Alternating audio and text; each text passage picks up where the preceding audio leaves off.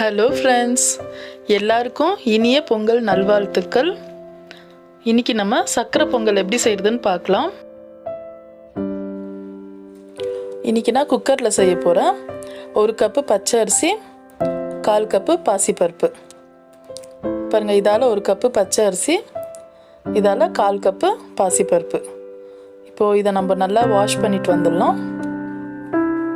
நல்லா ஒரு 3 தடவை வாஷ் பண்ணிட்டு வந்துடலாம். இப்போது இந்த கப்பால் 5 கப்பு தண்ணி சேர்த்து இதில் நம்ம விசில் வைக்கலாம். அப்போ தான் நல்லா கொலன்னு வேகும்.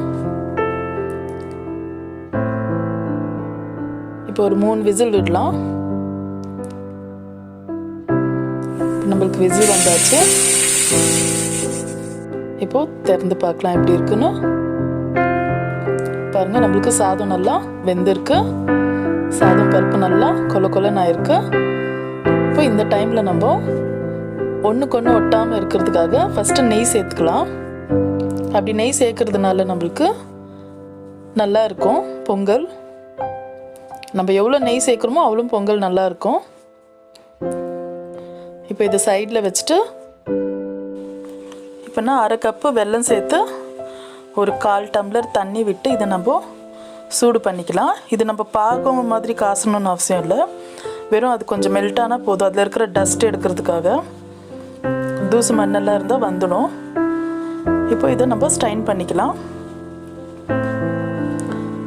நம்ம பெருமாள் கோயிலில் எப்படி கிடைக்குமோ பொங்கல் அதே மாதிரி இருக்கும். கண்டிப்பாக ட்ரை பண்ணுங்கள். இப்போ இது 1 நிமிஷம் போல் ஸ்டவ்வில் வச்சு நம்ம நல்லா அதை கிண்டி விடலாம்.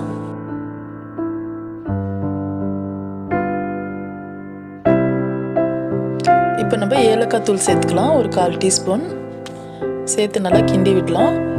இப்போ நம்ம தாளிப்புக்காக ஒரு 4 டேபிள் ஸ்பூன் நெய் சேர்த்துக்கலாம். நான் ஒரு பெரிய பீஸ் தேங்காய் வந்து சின்னதாக கட் பண்ணி வச்சுருக்கிறேன், அது சேர்த்துக்கலாம்.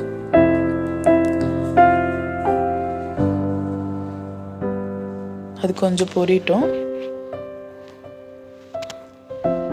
இப்போ இது கூட நம்ம முந்திரி சேர்த்துக்கலாம். முந்திரி உடச்சி வச்சுருக்கிற அது சேர்த்துக்கலாம். இப்போது உளுந்த திராட்சை சேர்த்துக்கலாம். இப்போ நம்ம ஸ்டவ் ஆஃப் பண்ணிவிட்டு இதை நம்ம சேர்த்துக்கலாம். இப்போ நம்மளுக்கு நல்லா மணமாக பொங்கல் ரெடி ஆயிடுச்சு. இப்போ நம்ம வேறு பாத்திரத்தில் செஞ்சால் நம்மளுக்கு கொஞ்சம் டைம் ஆகும். குக்கரில் நம்ம சீக்கிரம் சட்டுன்னு செஞ்சிடலாம். பாருங்கள், நம்ம கரண்டிலேருந்து எடுத்தால் அப்படியே நம்மளுக்கு அல்வா மாதிரி கீழே விழுது. பாருங்கள், இப்படி தான் இருக்கணும். இதை ட்ரை பண்ணுங்க, நல்லா டேஸ்ட்டாக இருக்கும்.